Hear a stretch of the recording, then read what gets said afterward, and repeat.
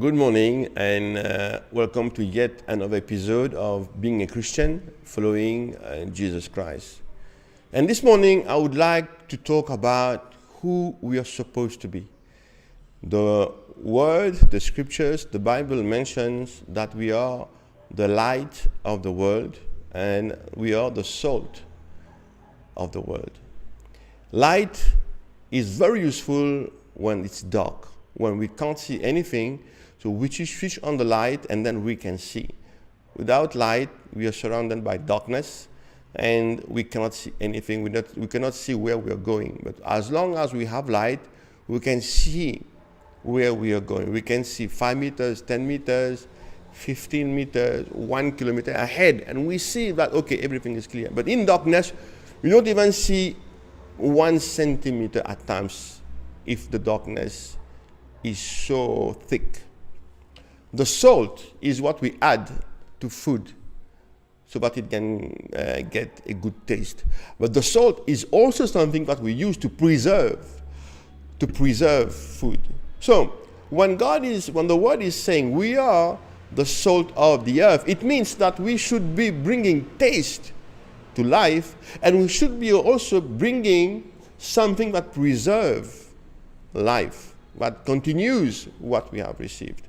And when we talk about being the light of the world, it means that we bring light like joy. We bring something new that people can see, can have hope. So light is linked to hope. When we are in darkness, we feel compressed, oppressed. We don't see ourselves out of it. But the moment lights come in, we can see, and we have hope because we can see further. We can see there is a path there. We can see, there's people around. We can see, and we have hope that we will get out of it. So being a follower of Christ is being a light. But where does that light come from? The light comes from Jesus. So we are reflectors or bearers of his light. And the light that we are speaking of is the hope that Christ brings in our victory over sin.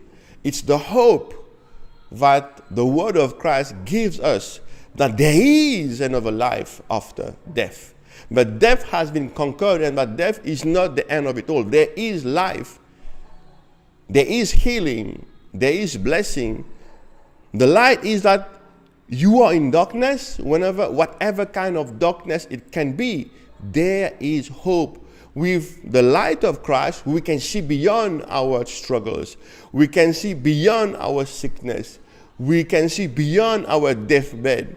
We can see beyond our emotional struggles. We can see beyond the fact that we have been abandoned by our families. We can see beyond the fact that we are facing debt and it's a financial hassle. We can see beyond all kinds of emotional struggles that we are. Because Christ will bring the light. He will bring an end to any kind of suffering. So that is what we are.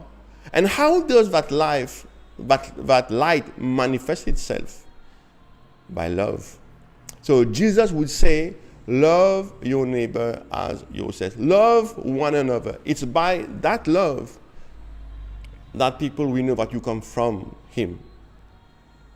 So the manifestation of the light is love. I recently explained what it means to love as Jesus Christ loves. So today I'm telling that your love, your compassion, your grace is the light attached to the good news that Jesus is the Son of God. Jesus has done it all so that we can expect eternal life is the culmination of the light.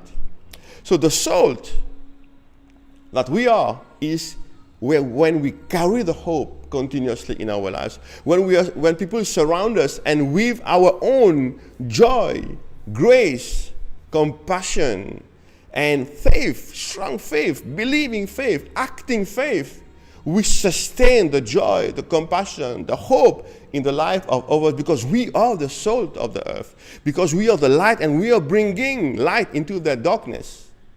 So that's what it means to be following Jesus. What it means to be a Christian, the one who follows Jesus Christ. And we cannot be someone like that if we are not attached, linked, and following Jesus, because the light doesn't come from us, it comes from Jesus, fills us, reflects on us, and goes out to others who are in need.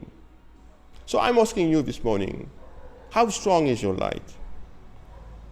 How tasty is your salt? Because the word wants us. Because our salt might lose taste, and our light might grow dim. How? But if we stay too long away from Jesus, then our salt will lose its taste. Just think about a solar panel. It captures its energy from the sun.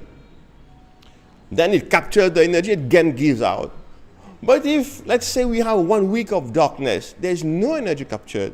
So it cannot produce or give any light. That's the same thing. Jesus is our sun in that particular case.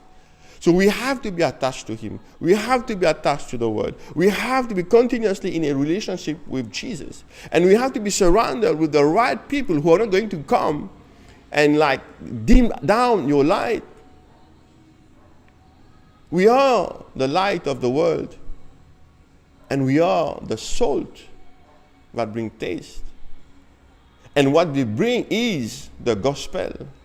What we bring is the uncompromised, unchanged, true gospel of Jesus, which is reflecting the life, the teachings, and the many do's and don'ts that Jesus taught us. In John 15, he says that we have to be connected to him. The vine cannot produce anything, it's not connected. So we have to stay connected to Jesus. How do we do that? We have to be part of a community. We need a personal relationship with Jesus. When you see at a vineyard, they are all connected. No one is standalone. We cannot be a standalone. We have to be in a community because Jesus manifests himself in relations. He is a connector. He is a reconciliator. He is a builder.